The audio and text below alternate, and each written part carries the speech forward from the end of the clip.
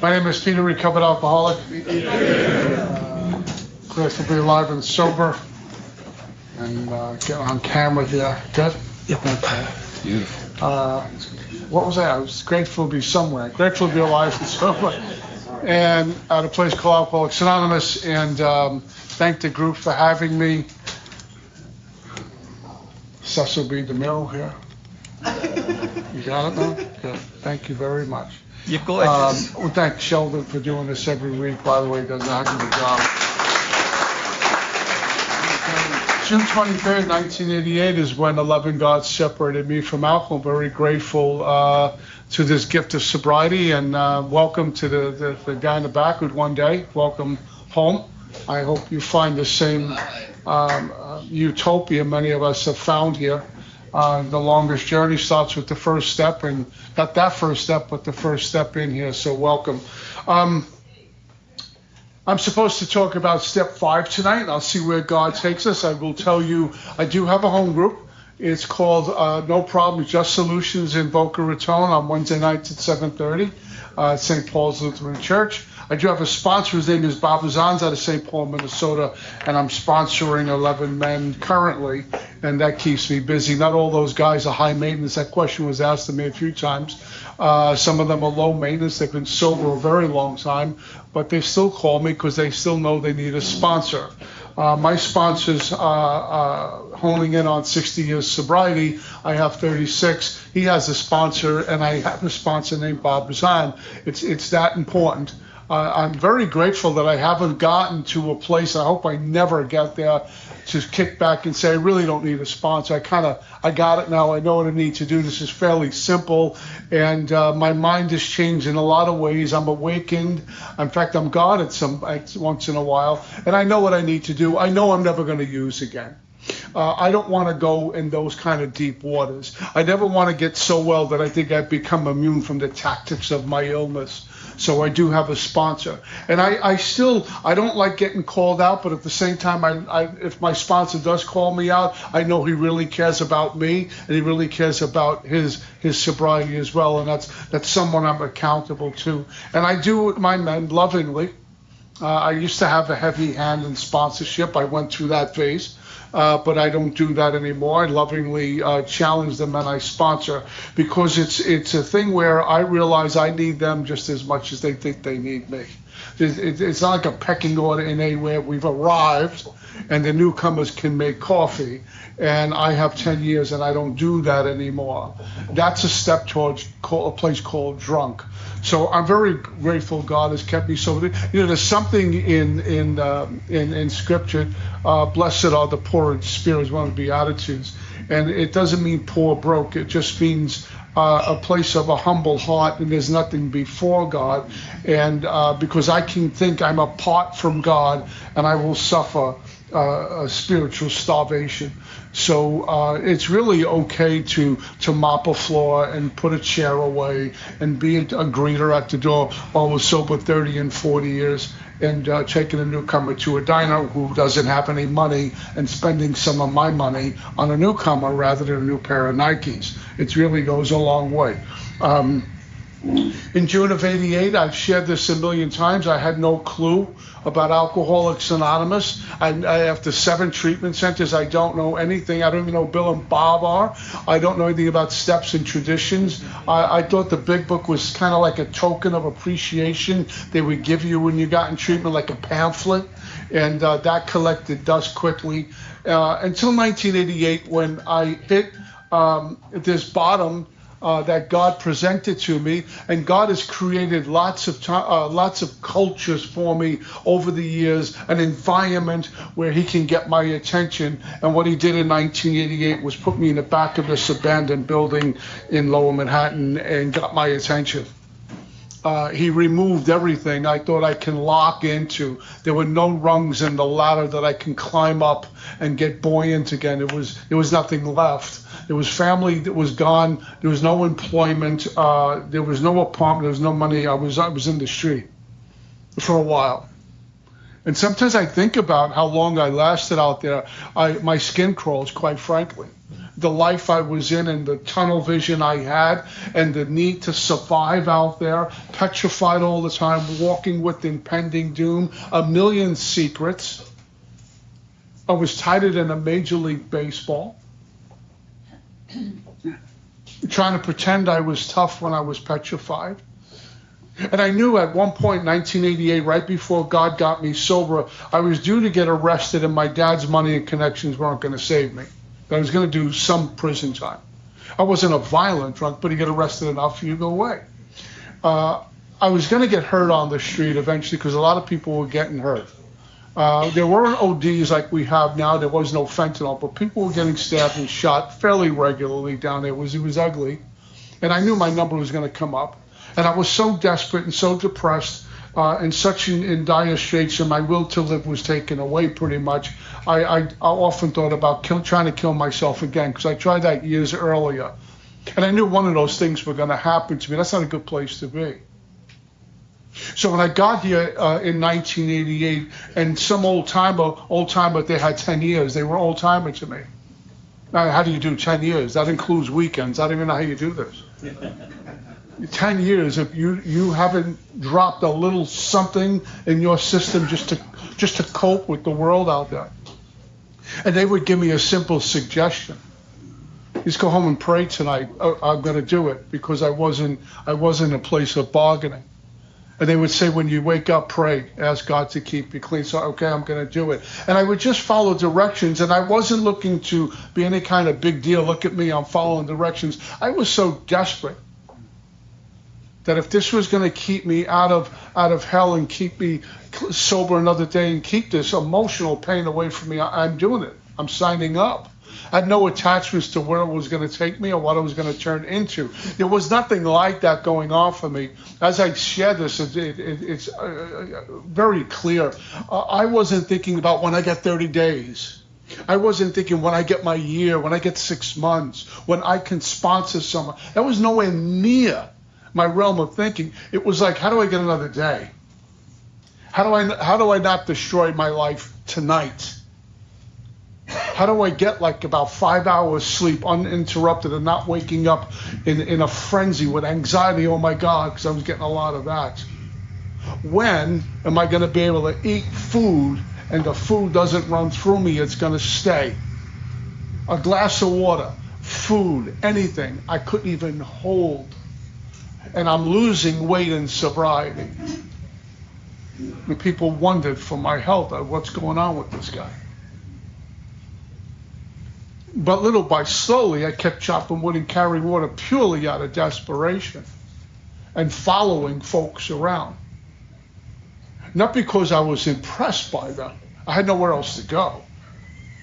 I wasn't chasing, we were talking about that, Pat and I were talking about that last night, chasing the speakers you like. That's a great thing to do. I was just hopping in a car or whoever was going to a meeting because I had nowhere else to go. I was just too afraid to be alone because I knew I'd hurt myself. And anyway, 1988, God gets me sober, and I land in Alcoholics Anonymous. And I had some bouts with AA, experiences with AA prior to that, always drunk. I never showed up at an AA meeting sober. I didn't even know what that's like. I never had a day count. I never had a 30 days, 60 days, 90 days. I admire some of the cats who get their 90-day chip and don't look back. God bless you. My wife is a one-hit wonder. I thank God, because I wouldn't have never met her. When you got a lot of one-hit wonders in here, and that's not being sarcastic, fabulous. I wasn't that guy. I had no day count. At 2 days after my 5th treatment center, white-knuckled it, didn't go to a meeting, and was blind drunk on Monday. That's my day count. That's what I do when I drive. I get drunk, and I become a danger to me and others. So the question I always have to take a look at, and I did at the beginning, was presented to me, is first, how free do I want to be? And I can have some spiritual beliefs. I get some spiritual beliefs while I'm in here. It starts to rub off on you. You start to hear John and Mary, the old timers, talking about a way of living, how they believe in God, and life is they're traveling light. Life seems to be easy, and they're doing certain things. Well, I like that. I have that spiritual belief that it's going to work for me, but to live it is another thing. I can look at someone who's in the sunlight of the Spirit, but I'm reluctant to do what they've done. I don't want to plow that field. I don't want to work all hours of the night. I don't want blisters on my hands. I don't want to have scraped knees to get God. I want to have all of God's blessings without seeking God, and that's backwards. I need to seek God first, and then the blessings will follow me. Amen. It's like having a car, and I'm waxing it and cleaning it up, but there's no engine in there. It looks really good. It doesn't go anywhere. It's like coming to AA, I want to get showered with God's grace and love and forgiveness and all this insight, but I don't want to really seek God because it means I'm going to get dirty. I'm going to get in the mud. My hands are going to get blistered, and I'm going to be tired, and I'm going to be feeding homeless, and I'm going to stay late after the meeting for the new guy who's back for the 50th time. No one wants to touch him. God says, you go touch him. You go work with him. I'm going to take the 12-step call at 1 o'clock in the morning when I'd rather not go. I'm going to do those kind of things. I'm going to pray until it hurts. I'm going to meditate until it hurts. And I'm going to do more step work. And I'm going to write inventory. I'm going to do that. I'm going to seek God at all costs. In adversity and good times, it's easy to seek God when things are nice. I have a whole boatload of money, have my own company, new car, new lady in my life maybe. Maybe a baby's on the way. Everybody likes me. I like you today. This is cool. I feel so spiritual. Like right after talking, I say, great talk, great talk, great talk, great talk. You feel like you're Moses on the way to the car. And the next morning, you wake up and you look at the bank account and you say, I'm not Moses. How do I do in adversity? Am I going to seek God in adversity? Am I seek God when I keep knocking, I keep knocking, I keep knocking? I think he's answering. He's not answering. I'm banging on the door. He's not answering. He's answering. I'm knocking on the wrong door. So this process for me, and I speak for myself, for newcomers, I'm not a model or an example of Alcoholics Anonymous. It's not my way. I'm just a drunk here telling you what it was like, what happened, what it's like now. And I hope to shout the good news that was brought to me. What I have found that the process of recovery is not about addition. I don't need anything. I don't need to add on. Like when you go to buy a car, they give you all the extras, extra this, extra that, or you like the extras. You go to a fancy hotel vacation, you get all the extras that go with it. We don't need any of that for recovery. In fact, I need just the opposite. I need everything to go away. The process of recovery is about subtraction, not addition. The more that's taken away and self dies, the freer I am. And all those proximity to God, I feel closer to God. I feel more one with God because there's nothing between me and God. My money isn't getting in the way of God. My new car isn't in the way of God. In fact, if it is, he just might take it. What he gives, he'll pull back too. So the process of recovery is subtraction, and specifically what he's talking about, all my ideas, attitudes, and emotions, which page 27 talk about, have to go. And that's incredibly uncomfortable at times to do stuff like that. I don't want to look at that. I don't want to go there.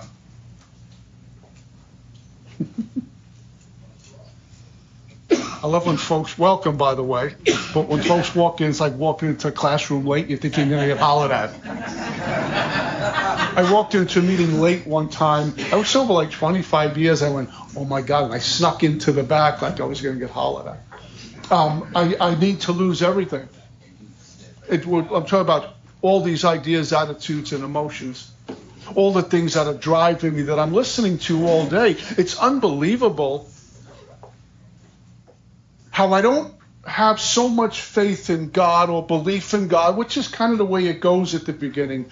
But boy, oh boy, am I a believer with strong faith in my own mind. I know when my mind says something, it's going to happen. And sometimes it looks like this. You're never going to do it. You're a loser. What's the sense? Why even try? I'm too old. I'm too heavy. I'm too thin. I'm too tall. Just go. And I believe that's the gospel truth. I can part the seas. Those beliefs are so strong. And someone says, we can switch all of that. It's this guy called God. Just put a mustard seed of faith. Oh, that's crazy. I can't do that. And the evidence is in front of me because I walk into a meeting and maybe there's 100, 200, 300, or a few thousand people at a conference raising their hand saying, but for the grace of God. And I say, I don't know about that, but I believe in my mind. And the question I have to ask myself is, how good has the mind treated me since the day I can remember? Since I was like doorknob high. My mind has never done anything good for me. It's always given me delusions of grandeur, I'm better than you, or most often, I'm just not good enough. Who are you kidding? That guy? Who are you kidding? Where are we going with this? This is ridiculous. Why are you working out? You're 60 years old.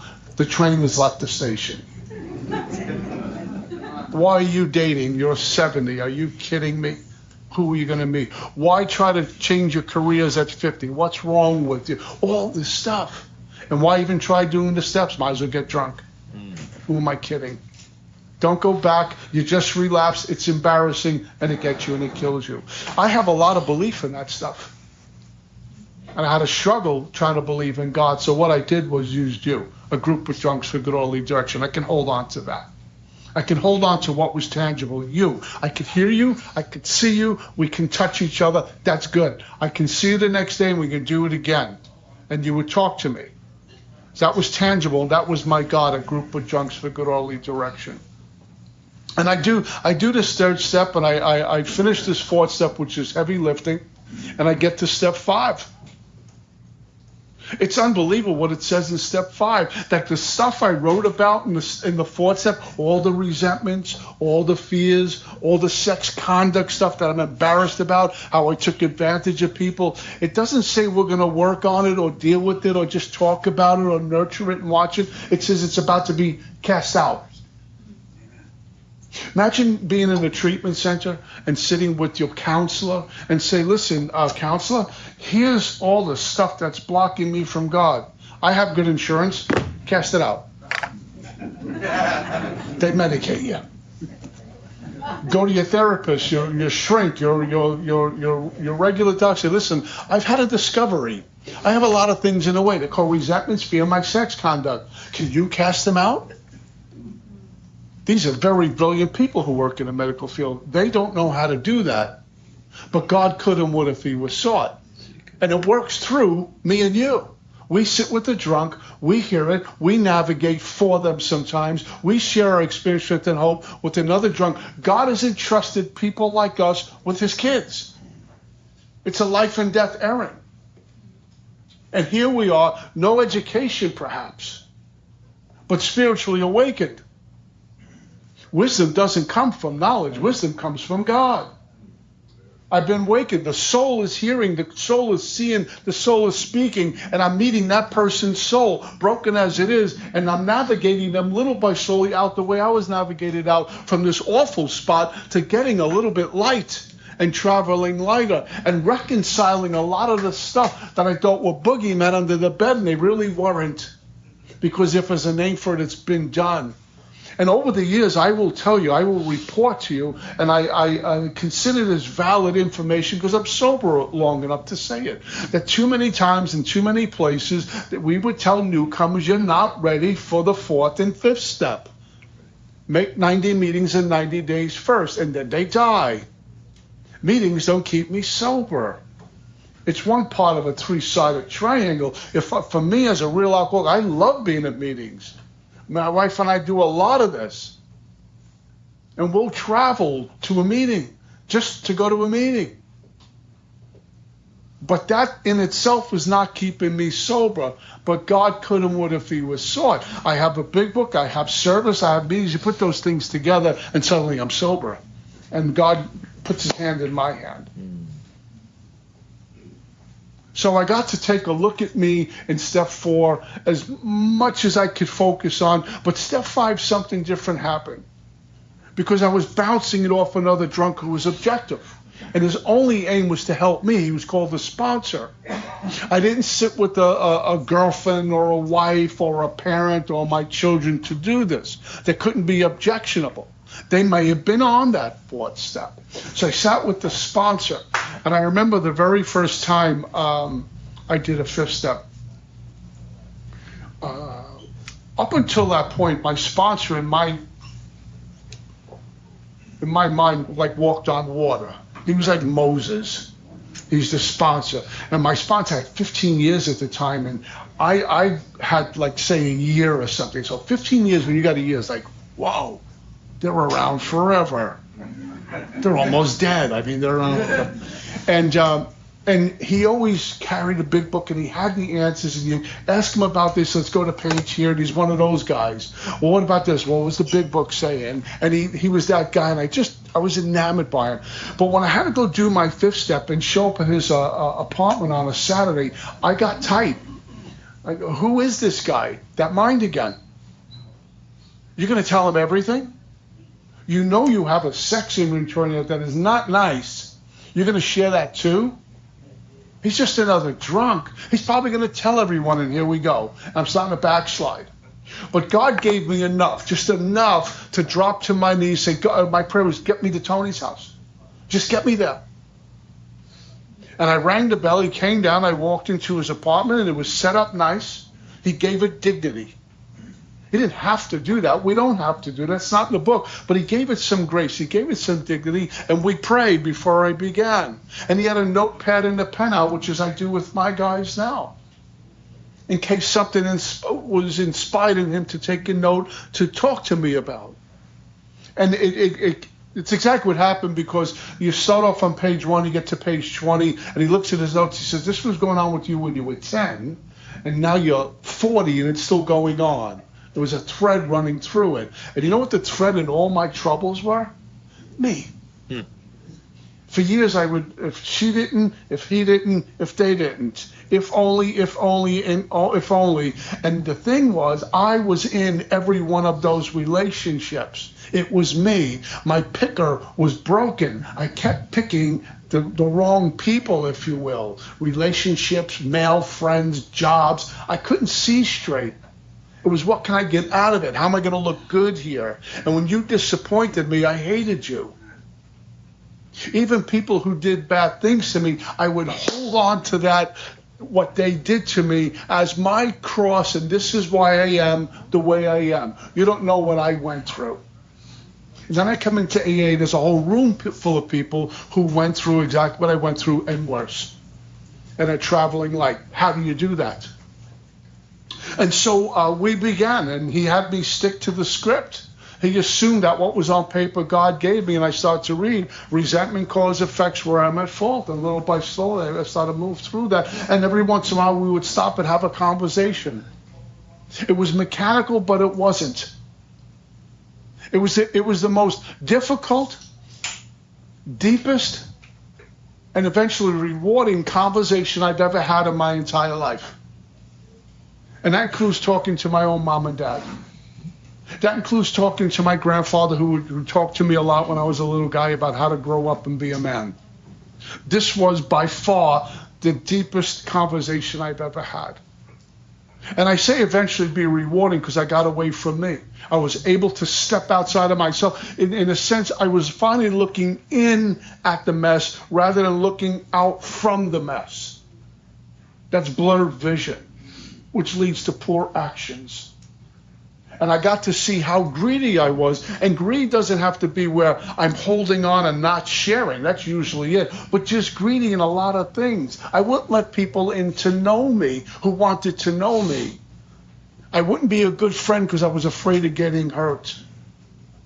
I just held on to a lot of stuff. And I'm embarrassed to tell you, even when I was reading it, how much hate and venom I walked with. It's interesting, sometimes we do step 4 and 5, and a lot of folks don't like this step. It requires work. It requires taking a look at oneself, and we can get real comfortable, some of us in AA, right? And why do I want to upset that? Why do I want to take the whole tree down when I can just trim off a couple of dead leaves?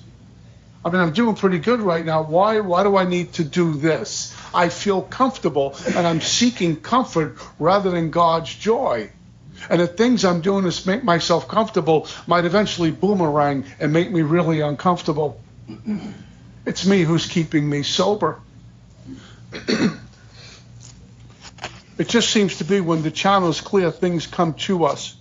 because the freedom I'm seeking is not for me, but from me. And in order for me, one of the byproducts of completing 4 through 9 is that in order for me to hear clearly what's outside of me and to see clearly what's outside of me, I need to first to be in touch with the power that's inside of me. And prior to a 4, 5, 6, 7, 8, and 9, I thought I was listening. I thought I was seeing, but in reality I wasn't, because I was still full of me. And I was operating out of old belief systems, old ideas, old emotions, old pains, old hurts, the wounded piece of me. That's how I was operating. I was playing a good game in AA, like I'm doing okay. You know, I got 90 days. I'm just great. I'm inspired all the time. That's nice, but I wasn't. I'm walking around on thin ice. I know it's going to cave in any minute. And suddenly you start to move 4, 5, 6, 7, 8, 9. By the time we get to 9, we enter the world of the spirit. That person on step 4 is no longer around. Or he's around or she's around, but they're no longer present. And I never want to be that person on step 4 again. My first 4th step, that guy's got to stay away. In fact, my last 4th step, that guy's got to stay away. He's not a good guy. And my illness is not going anywhere because I'm sober. I don't have alcoholism. I have alcoholism. And something that came to me, I'll just share this with you. This is after inventory and some meditation. God sometimes wakes me up early. Last week he got me up, oh Lord have mercy. It was like 3:30 in the morning. This is not the first time it's happening. There's no doom and gloom. It's just I wake up and I'm ready to roll. My wife thinks I'm crazy. I'm ready to roll. I'm energetic. Let's go. It's 3:30. Okay. And I go pray and meditate, and I make coffee, and sometimes God will lay something on our heart. There's somebody, his name is Rumi, he says, the morning breeze has secrets to tell you. Don't go back to sleep. You sleep later.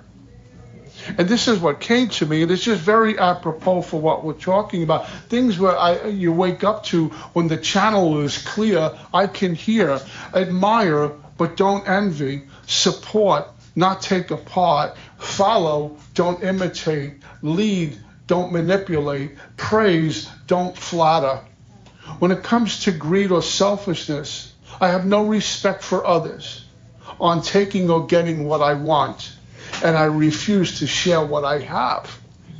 That's living in me. That's living in self. That's living in fear. That's living in my little world. I'm me-centered rather than God-centered. That has to go. That guy had to go. I take the bit in my teeth and off I go. And some of the 5th step, when I would share it, it's uncomfortable. I sat in the 5th step not too long ago. I'm sober a number of years now, thank you God. I'm uncomfortable. And there was nothing really to be uncomfortable about. You know what was uncomfortable? My ego showed up a little bit. I got to look flawless here, and I'm not. This guy's going to think bad things about me. He didn't. And you get to touch the ego quickly. I'll share a quick story with you.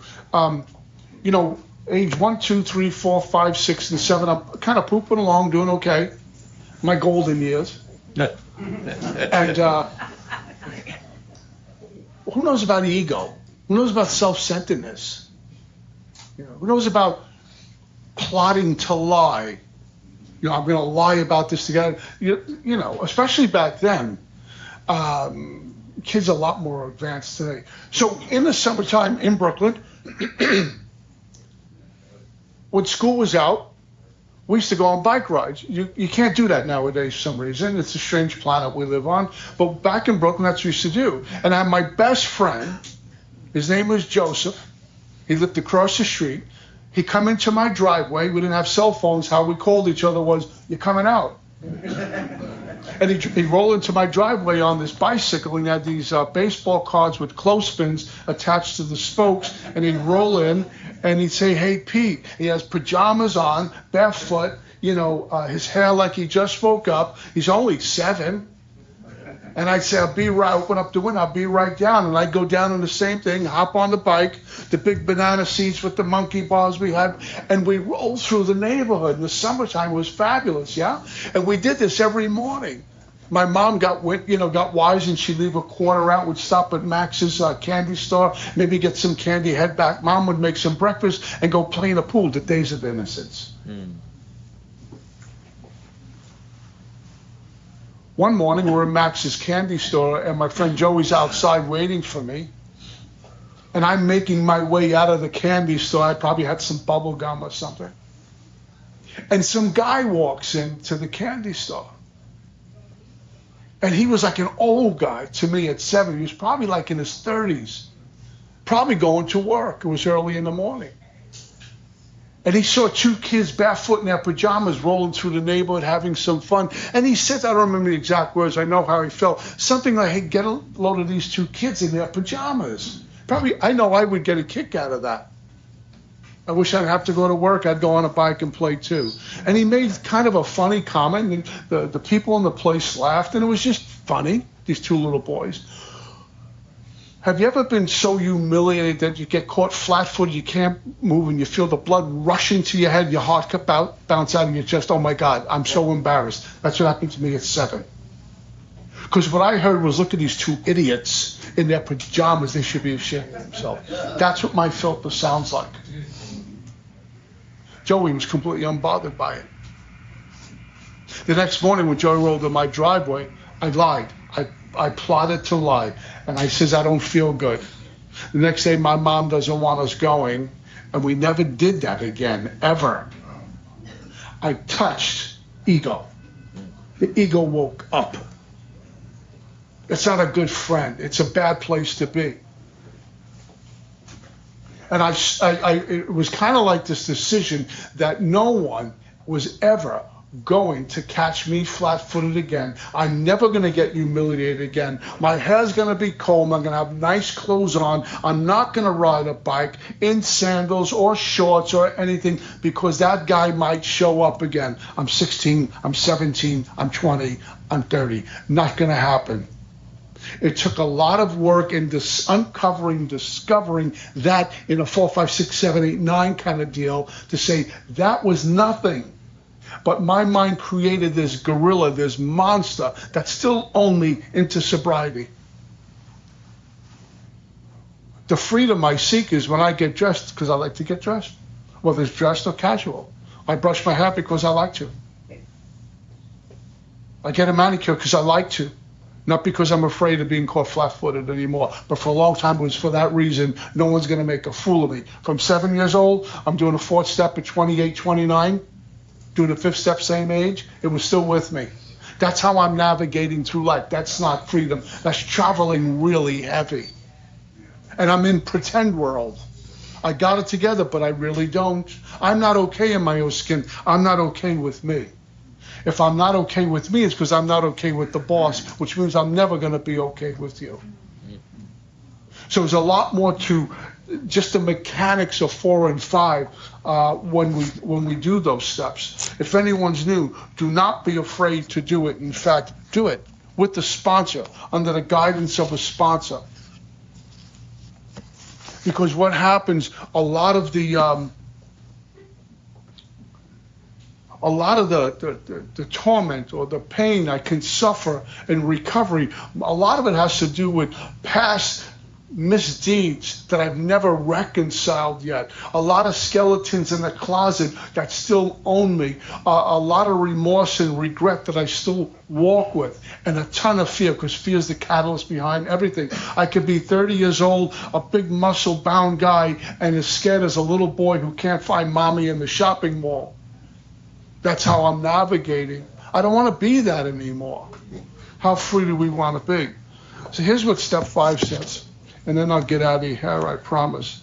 It says, we have made a personal inventory. What shall we do about it? We've been trying to get a new attitude, step 2, and a new relationship, step 3, with our Creator, and to discover the obstacles in our path. There's obstacles in the path. The road's under construction. It's messy. It's got to get smoothed over here. We have admitted certain defect, ascertained in a rough way what the trouble is, and put our finger on the weak items on personal inventory. Now, it's really interesting that it says, to ourselves, God, and another human being. We got to share this stuff. When I'm writing it, I'm looking at it and sharing it with me. That's easy. God, yeah, I know he's listening somewhere up there. I don't see him. But to go sit with you, and you're going to be eyeballing me, and we're knee to knee, and I got to unload this. I'm not that. That's heavy lifting. You know why? Because the ego's about to get crushed. And that's a necessary thing to happen to a guy like me, that the air gets taken out of the bag of ego. It's got to, even if it's temporary. So sneaky, the ego, I don't even know what's working. You can see it in me, I don't even know what's working. He goes on to say this. Now these are about to be cast out. I'm not going to work on them and deal with them. They'll be thrown out like bad garbage. This requires action on my part, which when completed will mean I've committed to God, to myself, and to you, a sponsor, the exact nature of my defects. Last thing I'll read is this. If we skip this vital step, I may not overcome drinking. The old timers would say, I do a fifth, or I'm going to drink one. How free do I want to be? It's a clear-cut warning, probably the biggest warning in the book. If I skip this vital, life-giving when I have it and life-threatening when I don't, like a vital organ. I'm wearing a heart monitor so the doctor can watch this over the last 2 weeks, because it's a vital organ to make sure everything's firing right. Because if that goes south, I go south.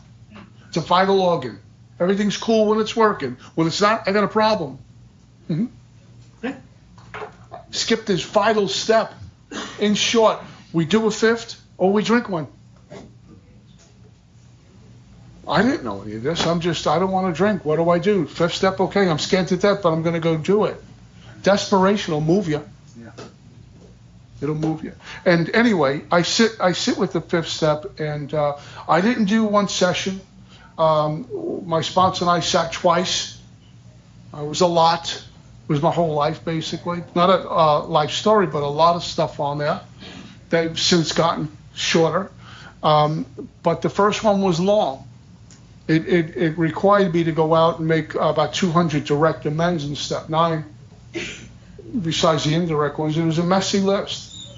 And I was aware of none of it until I sat down and did a fourth step. I was, where is all this coming from?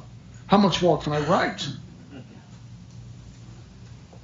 I'm very grateful for every one of my sponsors who heard a fifth step, because I swear to you, and if you knew, you probably feel this, you're going to be judged. Not one of those men made me feel judged by them. My first sponsor said, if it's got a name, it's already been done. And so it gave me a little bit of freedom, and then you would unload something, and you would look at them, what are they going to do? And they look bored. That shop would carry water, and little by slowly get done with it. And God willing, next week we'll talk about what we're supposed to do when we're done with step 5. That's all I got. Peace.